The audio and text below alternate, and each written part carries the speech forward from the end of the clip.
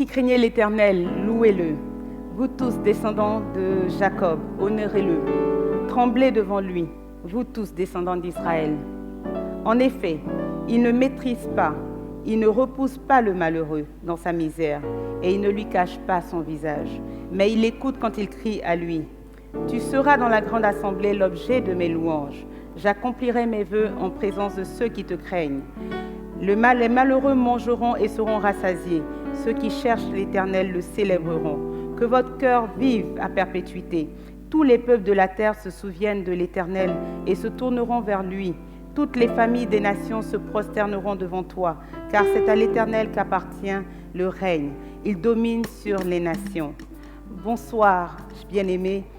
Sois béni dans le nom puissant de Jésus et bienvenue à l'émission Le quart d'heure d'Écho du ciel. Ici, comme d'habitude, nous traitons de tous les sujets de la vie à la lumière de la parole de Dieu.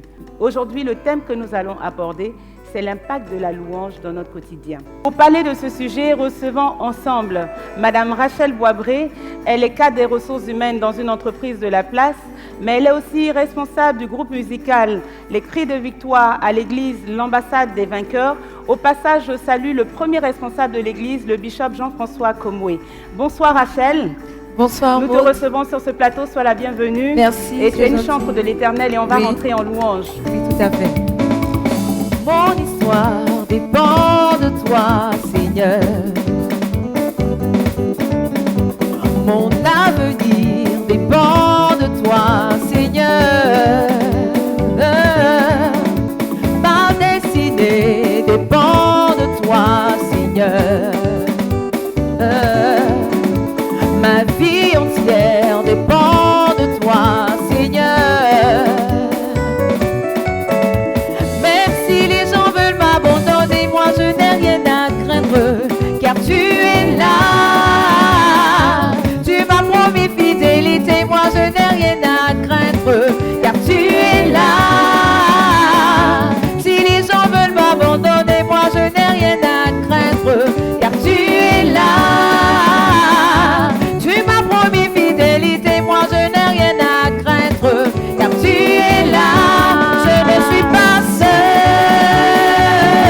je ne suis pas seul. Non, non, non, je ne suis pas seul. Je ne suis pas seul, je ne suis pas seul, je ne suis pas seul. Je ne suis pas seul. Non, non, non, je ne suis pas seul. Je ne suis pas seul. Alléluia, je ne suis pas seule. Effectivement, c'est un sujet très inspirant que nous allons aborder. On va s'asseoir. Merci. Alors, je voudrais juste te poser la question comme ceci. On entend souvent dire par des formations, surtout dans les assemblées charismatiques, on va passer à la louange pour dire qu'on va passer à l'ambiance. Quel est pour toi le sens prophétique de la louange? Ok. D'abord, avant de donner le sens prophétique de la louange, je veux apporter une précision. Il est important de savoir que l'esprit, d'abord, il est important de comprendre l'esprit de la louange. L'esprit de la louange est un esprit qui sait reconnaître et apprécier ce qui est bon. Quand nous lisons la parole de Dieu dans le livre de la Genèse au chapitre 1er au verset 3, la Bible dit que Dieu vit que la lumière était bonne. Donc Dieu lui-même est quelqu'un qui sait apprécier les bonnes choses. Donc pour revenir à ta question, pour vous donner un peu mon sens prophétique de la louange, mon sens s'articulera autour de 3 grands aspects. La louange est pour moi le moyen utilisé par l'homme pour reconnaître et apprécier les bienfaits de Dieu, d'abord dans un premier temps. La louange est aussi un moment de célébration. Sur la base du psaume 150, à partir du verset 2, il est dit louer Dieu avec les cymbales, avec le luth, avec le tambourin. Donc la louange est aussi un moment de célébration. Qui dit célébration, dit musique. Qui dit célébration, dit temps de réjouissance. Donc la louange est aussi un temps de réjouissance dans la présence de Dieu, où les enfants de Dieu se réjouissent de ce que Dieu a accompli, mais dans la présence de Dieu. Exactement. D'accord, ok. Alors, donc tu estimes que la louange, en fait, peut se faire par la musique, par les Bien sûr, réjouissances. bien Et sûr, tu es bien sûr. d'accord, tu abordes un peu dans ce Dans ce sens-là même sens. en tant que Pourquoi? Parce chantre. que, oui, en tant que chante, parce que lorsque le peuple de Dieu dans la Bible célébrait le Seigneur, c'était avec des cris de joie. Mhm. C'était avec des moments de célébration. Exactement. Il y avait la joie, il y avait la musique, il y avait de l'ambiance. On s'est réjoui, mais dans la présence du Seigneur, on s'est réjoui de ce que Dieu a fait Mhm. dans nos vies. D'accord, ok. Alors par rapport à ça, je vais aborder un peu dans ce sens-là. Comment tu peux nous partager ton expérience par rapport à la louange vécue dans ta vie de tous les jours, mais surtout particulièrement pendant une épreuve, parce que quand on est éprouvé, on Oui, a du mal à oui, ressentir de oui, la joie. Mais toi, tu es chantre, oui. alors tu sais expérimenter la louange du Seigneur à travers en fait, à travers justement ces chants, ces cris de joie et tout. Mais comment tu réussis à te l'approprier pendant que tu es dans une situation d'épreuve? C'est une très bonne question. La Bible déclare dans le livre de Psaume 34, au verset 19, que le malheur atteint souvent le juste, mais Dieu l'en délivre toujours. Toujours. Pour nous qui sommes enfants de Dieu, les moments de difficulté, les moments d'incompréhension, les moments de confusion doivent être pour nous des moments où nous devons mettre encore notre confiance dans le Seigneur. Cela s'est prouvé plusieurs fois dans la Bible. Lorsque le peuple d'Israël devait entrer à Jéricho, qui était une forteresse, Ouais. la Bible déclare qu'ils ne sont pas entrés directement au combat. Il y a eu d'abord un moment de célébration. Donc, dans les temps de difficulté, la louange est pour moi une attitude spirituelle. Mhm. Est pour moi une attitude spirituelle qui nous donne de prendre domination sur les épreuves. Tout à fait. Plus tu loues le Seigneur dans le moment d'épreuve, plus tu exprimes ta foi.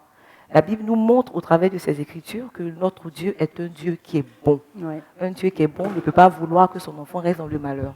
Donc la louange pour nous doit être une attitude de domination, un acte de foi qui nous dit que nous avons un Dieu qui est bon et qui ne pourra jamais nous laisser dans des situations de difficulté. Tout à fait. Donc moi, j'ai appris au travers de mon parcours avec le Seigneur et de mon ministère de chantre à placer ma foi dans le Seigneur. Mhm. Ma joie vient de ce que je suis en Dieu.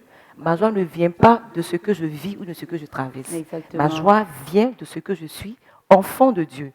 Et la Bible nous a déjà montré à plusieurs reprises, comme je le disais tantôt, même l'exemple de Paul et Silas qui étaient dans les chaînes. Mhm. Mais ça ne les a pas empêchés de célébrer le Seigneur. Mhm. Et on a vu à la fin de leur célébration qu'ils ont eu la délivrance. Donc pour moi, la louange est une attitude spirituelle que tout enfant de Dieu doit avoir pour pouvoir surmonter toutes les épreuves. En Jésus, nous sommes plus que vainqueurs. De façon générale, une chantre doit avoir une intimité avec le Seigneur. Bien sûr. Même si on n'est pas chantre, on doit avoir une Bien intimité sûr, avec le bien Seigneur. sûr, bien Alors, sûr. dans ton cas, comment tu nous partages? Je voudrais que tu nous partages en fait ton intimité, ton intimité avec le Seigneur dans la louange. Comment Mon- tu le vis? Déjà en tant Mon que chantre et intimité- puis en tant que non-chantre, déjà. D'accord. Bon, déjà, intimité veut dire d'abord quelque chose qui est secret, qui est caché. Donc, je ne peux pas exposer comme est-ce que, mais en tant que chante, d'abord, il est important de savoir que nous devons avoir une vie de consécration. Mhm. Nous devons être des modèles dans nos paroles, dans nos actions, dans notre attitude. Nous sommes des conducteurs de louanges. Nous devons être les premiers à communiquer la foi au peuple de Dieu. Nous devons être les premiers à ressentir cette joie intérieure. Donc notre intimité doit être beaucoup basée sur la prière, la sanctification et beaucoup de foi aussi. Je pense que ce que tu es en train de dire va aider pas mal de personnes qui nous regardent, qui aspirent justement à être des chantres et à développer leur intimité aussi avec le Seigneur par rapport à la vie de chantre, parce qu'effectivement, on a besoin d'être un modèle aussi pour la communauté en tant que chantre, parce que c'est nous ce sont les chantres en fait qui sont au devant des choses. Mais par rapport à quelqu'un qui n'est pas chantre en tant que tel, quel peut être le rapport d'intimité avec le Seigneur pour une personne qui n'est pas chantre, mais qui aspire à la louange? Je ne sais pas si tu vois un peu ce que je veux dire. C'est tu n'es pas une chantre engagée dans l'Église, mais tu as un rapport particulier avec le Seigneur. C'est-à-dire que je vis une épreuve. Et je voudrais, à travers cette épreuve-là, louer le Seigneur parce que j'ai la foi. Oui, tout Donc, à fait. comment en fait je peux développer en fait cela? Parce qu'il y a des personnes qui sont bloquées. Il y a des personnes qui sont bloquées et puis qui vont dire moi je suis pas chantre, je sais pas chanter, Non. voilà. Est-ce que ce n'est que ça? Pas du tout. La louange ne concerne pas seulement que les chantres. Mhm. Notre Seigneur, c'est un Dieu de variété. C'est lui qui a créé le crapaud qui n'a pas une très belle voix. C'est lui qui a créé aussi des hommes, des personnes que de très belles voix. Quand le Seigneur t'appelle dans son intimité, il n'écoute pas la qualité de ta voix. Il écoute plutôt la qualité de ton cœur. N'est-ce pas? Avec quel type de cœur tu entres dans sa présence, en fait. La voix, ce ne sont que les hommes qui sont plus ou moins attirés par le talent vocal, mais Dieu, lui, il regarde plutôt à ta disposition intérieure. Donc, si tu n'es pas chantre et que dans ton intimité, tu veux louer le Seigneur, mais tu loues le Seigneur. Il y a des louanges individuelles, il y a des louanges personnelles. Il y a la louange de la communauté qu'on fait tous les dimanches à l'église pour célébrer le Seigneur. Mais en tant que chrétien et ayant accepté le Seigneur, on a le droit d'avoir une intimité personnelle avec Dieu. Dans cette intimité personnelle, tu dois avoir ton temps de louange, ton temps de célébration. La Bible est là pour nous conduire dans ce temps-là. La Bible déclare que David disait, moi j'ai du plaisir à aller dans la maison de l'Éternel 3 fois dans la journée, mais ça ne veut pas forcément dire que 3 fois dans la journée. Il y avait des cultes ou bien des rassemblements.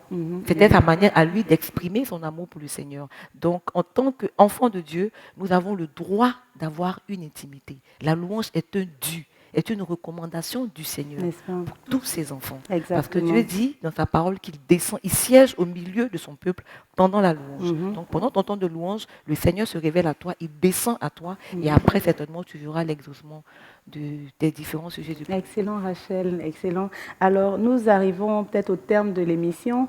Je voudrais que tu puisses dire à tous ceux qui nous regardent quelque chose sur le rapport du chrétien à la louange. Qu'est-ce que tu peux donner comme conseil? Tout à l'heure, on a commencé à aborder la chose du point de vue chantre. Après, on a parlé du point de vue non chantre. Quels sont les moments dans lesquels il faut louer le Seigneur? Est-ce qu'il y a des temps bien particuliers? Est-ce qu'il y a quelque chose, il y a des moments bien spécifiques? Est-ce qu'il faut être en assemblée charismatique? Est-ce qu'il faut être à l'église?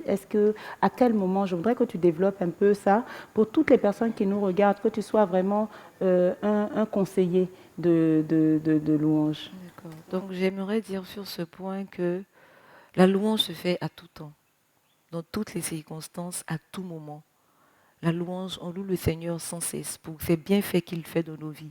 Le simple fait d'avoir la capacité de respirer, le simple fait d'être en bonne santé, le simple fait de te souvenir que Dieu t'a sorti d'une situation, forcément, Dieu sait tirer la louange de ses enfants. D'accord. Alors je veux que tu t'adresses en fait à ceux qui nous regardent. Tu vas regarder la caméra là-bas et tu vas parler directement. Donc à vous tous qui nous regardez, qui nous suivez, je tiens à vous préciser que la louange se fait en tout temps, dans toutes circonstances et à tous les moments de la vie. La Bible, comme je le disais tantôt, Dieu réclame la louange de son peuple parce qu'il estime qu'il est un Dieu bon, il est un Dieu fidèle. Donc, quelle que soit la vallée dans laquelle tu te trouves, tu dois avoir confiance qu'il ne te laissera pas dans cette vallée. Donc, j'exhorte tous les enfants de Dieu qui nous suivent actuellement d'utiliser la louange comme une arme spirituelle. La louange est une arme spirituelle. Elle est une arme de domination. Par la louange, tu montres au diable que quels que soient les plans dans lesquels il met ta vie, tu as le dessus et que ton Dieu est le Dieu vainqueur. Donc j'exhorte tous nos frères qui nous suivent à utiliser la louange comme une âme spirituelle, à célébrer le Seigneur en tout temps, en toutes circonstances, que ce soit dans la vallée, que ce soit sur la montagne. Notre Dieu est bon et fidèle. Voilà. Parole d'une chantre. Oui. Merci beaucoup Rachel. Merci d'avoir répondu à notre invitation. Merci. Et vraiment, je prie le Seigneur qu'il puisse t'élever dans ton ministère. Amen. Qu'il puisse faire de toi vraiment une lumière pour que tu continues d'être un exemple pour toutes les personnes ou toutes les jeunes filles ou tous les jeunes garçons qui veulent s'adonner aussi à la louange chantée, mais qui veulent aussi, même ceux qui ne veulent pas être chantres en tant que tels, mais qui puissent s'adonner à prendre cette arme de la louange apprendre la louange comme une arme spirituelle, comme tu l'as dit. C'est vraiment très, très, très important. Oui. Merci à toi et bon retour chez toi. Merci. Alors, vous l'aurez compris, la louange est la forme de prière qui nous permet de connaître Dieu et de reconnaître en fait que Dieu est Dieu. Elle le chante pour lui-même, elle lui rend gloire. Au-delà de ce qu'il fait, il est Dieu, tout simplement. Elle nous met dans un état d'exaltation, de joie totale. La Bible nous dit en 1 Chronique 15 au verset 16 que David a dit aux chefs des Lévites de placer leurs frères chantres avec tous leurs instruments de musique afin qu'ils fassent retentir des sons d'éclat en signe de joie. La louange aussi, c'est un sacrifice. En Hébreux 13, au verset 15, il est dit « Par lui, offrons sans cesse un sacrifice de louange, c'est-à-dire le fruit de nos lèvres qui confessent son nom. » À l'image du Christ qui s'est donné à la croix, offrons notre louange comme un holocauste qui monte vers Dieu, contenant ainsi notre adoration, nos prières et nos actions de grâce. Enfin, la louange, c'est une gloire. Quelqu'un disait, et je terminerai par ceci, une louange, c'est une âme qui demeure en Dieu, une âme qui l'aime d'un amour pur et désintéressé, sans se rechercher dans la douceur de cet amour. Mercredi prochain, nous nous retrouverons pour une autre émission avec un thème tout aussi intéressant. Si vous avez aimé notre vidéo, n'hésitez pas à la liker, n'hésitez pas à la commenter, n'hésitez pas à la partager surtout. Abonnez-vous aussi à notre chaîne YouTube Écho du Ciel TV-Abidjan et à notre page Facebook Maud Camara-Écho du Ciel. Si vous souhaitez nous contacter directement, nos coordonnées s'affichent sur l'écran. Appelez-nous, ça nous fera plaisir. Et je vous dis sur ce, à mercredi prochain et que Dieu vous bénisse.